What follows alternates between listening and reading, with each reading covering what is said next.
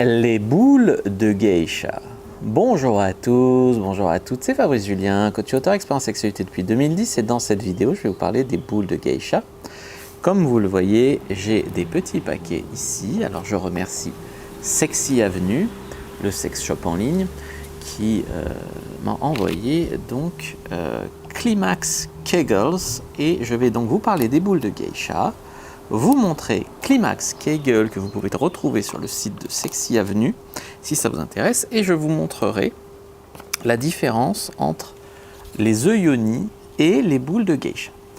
Alors les boules de geisha, qu'est-ce que c'est? Les boules de geisha, c'est deux boules reliées par un cordon. Deux boules, ça vous rappelle rien? Reliées par un cordon. Alors avant de les utiliser, il s'agit de les nettoyer, évidemment. C'est mieux aussi de vider votre vessie avant utilisation. Ensuite, vous allez devoir les introduire, donc ces boules, sans forcer, c'est-à-dire que ça demande d'être quand même un peu détendu dans votre chatte. Ensuite, si vous avez assez d'hydratation naturelle, que vous, voilà, donc ça normalement ça rentre bien, sinon vous pouvez utiliser du lubrifiant. Le cordon d'extraction, lui, reste en dehors, bien sûr. Ensuite, vous allez pouvoir faire des exercices de contraction du périnée ou juste vos activités habituelles. Il y en a même qui font du yoga ou il y en a qui font ça juste en regardant la télé. Et en fait, ça va tonifier votre périnée. Pour les enlever, il s'agit de détendre vos muscles et juste d'attraper la corde pour les retirer. Il est conseillé d'avoir recours aux boules de geisha, pourquoi pas tous les jours, entre 10 et 30 minutes. L'idée, c'est d'éviter ici l'hypertonie de ces muscles ou l'épuisement de ces muscles. Alors, le moment que nous attendons tous, on va ouvrir ce petit paquet.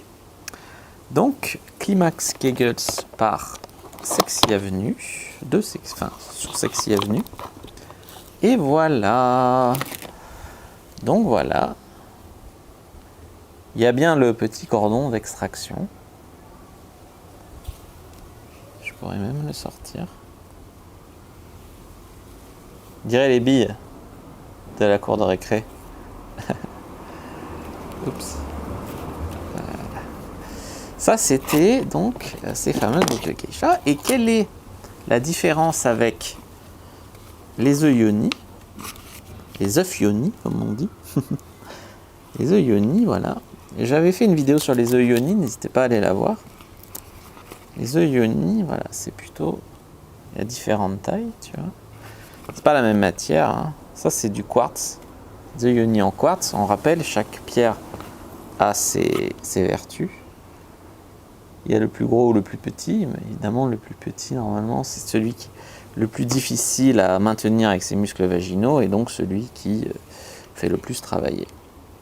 Il y a aussi les cordons d'extraction.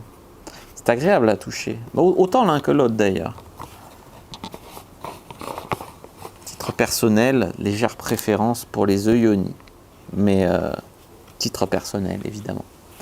Peut-être le côté spirituel qui me parle plus.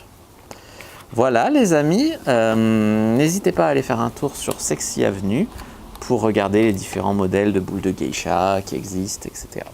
Je vous mets des liens dans la description. Moi je vous dis à bientôt et que le dieu de la sexualité soit avec vous les amis. N'hésitez pas à regarder d'autres vidéos qui s'affichent à l'écran.